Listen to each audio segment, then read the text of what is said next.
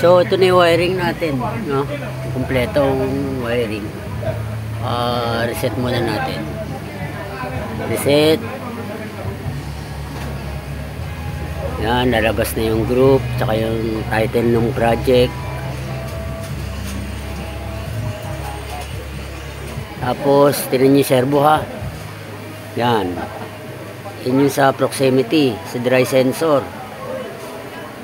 Pakabilang tapon. Yan, kabila. Counterclockwise.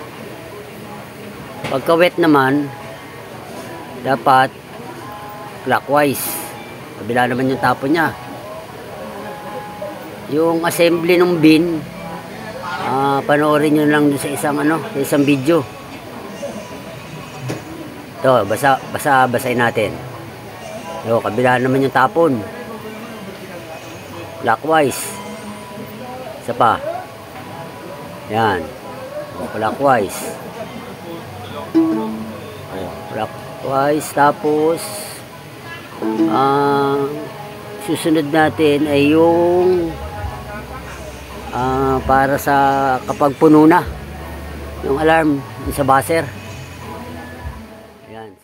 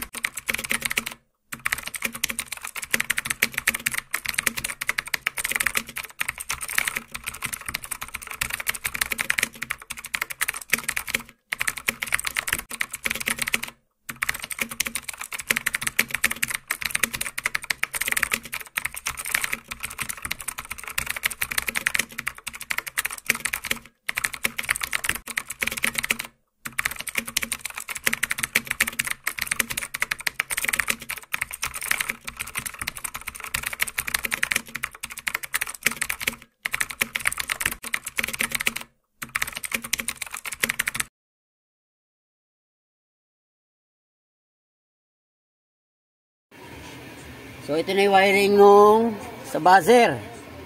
Pansinin nyo to. Ay, tumunog tuloy. Pansinin nyo to ha. Yung BCC. Yung BCC. Yung ground.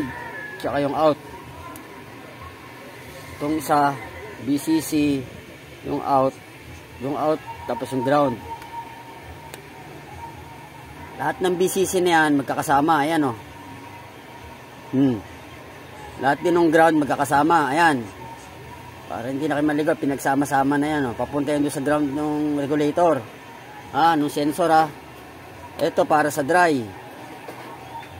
Sensor. Pag ito natakpan, magbabaser. Kasi, ibig sabihin, puno na. Yung buzzer Yung component ng buzzer, transistor lang to. Tsaka isang resistor. Ganyan lang connection yan, no? Lalagyan ko ng diagram para ibibigay ko sa inyo. Tapos, tong wet, ganun din. Pag natakman yung wet, babuzzer din. So, kahit alin doon sa dalawa matakpan. Yan. Ito rin yung gulo na na.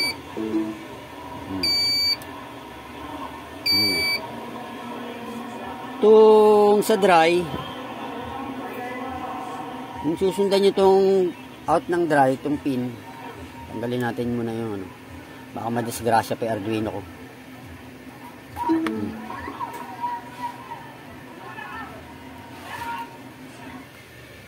Itong dry, itong out, oh, yan, out ng dry, papunta yan dun sa pin number 5 ng Arduino nyo. Ayan, o, pin number 5. Ha? 5, ayan, to. Ayan yun, pin number 5. Nakita ba? Tapos yung pin number 4, ito, yun yung papunta dun sa out naman ng inyong wet. Ito yung wet nyo. Wet. Ayan, wet. Yung out nitong wet nyo, para sa pagpuno na, papunta sa pin number 4. Yung buzzer, pin number 7. Ito yun. Pin number 7 ng buzzer, yung resistor mo. Negative, positive uli. Sa BCC, tsaka sa ground. Magkakasama lang, ha? Ayan, o, magkakasama. Magkakasama yung BCC, lahat. Magkakasama yung lahat ng ground. Malinaw? Malinaw. Sige, lalagyan ko yung diagram para sa buzzer.